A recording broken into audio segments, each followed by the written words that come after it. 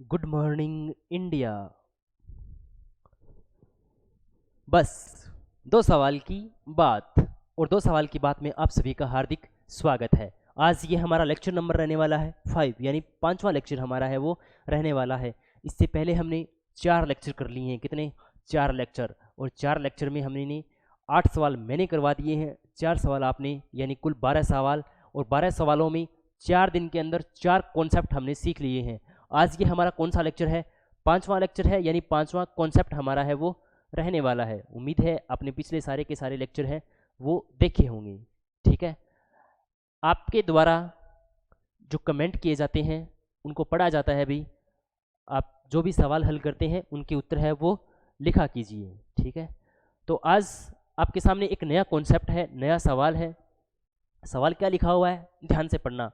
सवाल में लिखा हुआ है कि सरसों के तेल का अंकित मूल्य इसके क्रय मूल्य से 10% अधिक है। इसके क्रय मूल्य से 10% अधिक है। इसे अंकित मूल्य से कितने प्रतिशत कम पर बेचा जाना चाहिए ताकि न लाभ हो और न ही हानि, नो लॉस नो प्रॉफिट।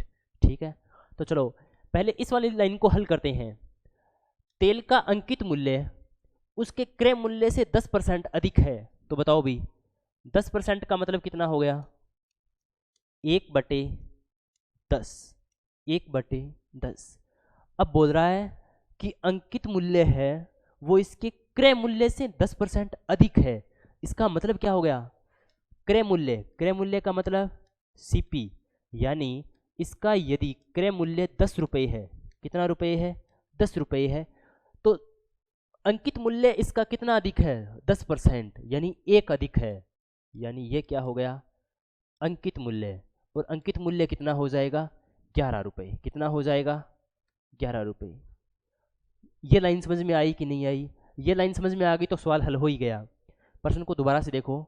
बोल रहा है कि अंकित मूल्य इसके क्रय मूल्य से 10% अधिक है, तो क्रय मूल्य कितना हो गया? 10। अब देखो 10 का 10% कौन है? 1। तो ये 1 अधिक है। 1 अधिक किससे है? 10 से। तो 10 से 1 अधिक कितना हो जाएगा? 11। तो यदि इसका क्रय मूल्य 10 रुपये है तो अंकित मूल्य कितना हो जाएगा? 11 रुपये। अब क्या बोल रहा है? इसे अंकित मूल्य से कितने प्रतिशत कम पर बेचा जाना चाहिए? तो बताओ भाई, अंकित मूल्य है 11 रुपये, क्रय मूल्य है 10 रुपये, तो बताओ कितने कम पर बेचा जाना चाहिए? बताओ कितना कम करेंगे भाई? 11 से 10 तक आने के लिए कितना कम करना पड़ेगा? 1 कम करना पड़ेगा। कितना कम करना पड़ेगा? 1 कम करना पड़ेगा। और ये 1 जो कम कर रहे हैं वो किस पर कर रहे हैं? 10 पर कर रहे हैं या 11 पर कर रहे हैं? भाई 1 घटा रहे हैं, वो 1 किससे घटा रहे हैं? 10 से घटा रहे हैं या 11 से? किससे घटा रहे हैं? 11 से। तो 1/11 परसेंटेज निकालने के लिए गुणा में 100। 1/11 गुणा में 100 मतलब कितना हो जाएगा अभी? 100/11। 100/11, और 100 में 11 का भाग देंगे तो कितना आएगा? 9 सही 1/11%। 9 सही 1/11%। ठीक है, ये वाला तरीका समझ में आया? सीपी, अंकित मूल्य। ठीक है, अब ये पर्सन पे निर्भर करता है कि देखो भिन्न है ना, भिन्न, वो हमेशा पर्सन पर निर्भर करती है कि नीचे वाला हर है वो किसको इंडिकेट कर रहा है। ठीक है, तो इसी के जैसा एक और सवाल है वो मैं आपको बताता हूँ। ये वाला सवाल, ठीक है, कि एक दुकानदार पर एक वस्तु अंकित मूल्य से क्रय मूल्य से 20% अधिक है। अब 20% का मतलब कितना हो गया अभी? 20% का मतलब कितना हो गया? 1/5। इसका मतलब उसका जो क्रय मूल्य है यानी सीपी, सीपी कितना है? 5 रुपये। तो जो एमआरपी होगा यानी अंकित मूल्य, तो इसका जो अंकित मूल्य है वो 1 अधिक हो जाएगा। 1 अधिक का मतलब कितना अधिक हो जाएगा? 6। कितना हो जाएगा? 6। अब हमें बोल रहा है कि इसे अंकित मूल्य से कितने प्रतिशत कम पर बेचा जाना चाहिए, तो कितना कम करेंगे भाई? कितना कम करेंगे? 1 कम करेंगे। कितना कम करेंगे? 1 कम करेंगे। और 1 किससे कम करेंगे भाई? 6 से। तो 1/6 गुणा में कितना? 100, यानी 100/6%। बताओ भाई, 100/6%। ठीक है, अब 100 में 6 का भाग देंगे तो कितना आएगा? 16.66%। क्योंकि 16 5 85, 16 6 96, तो कितना आएगा?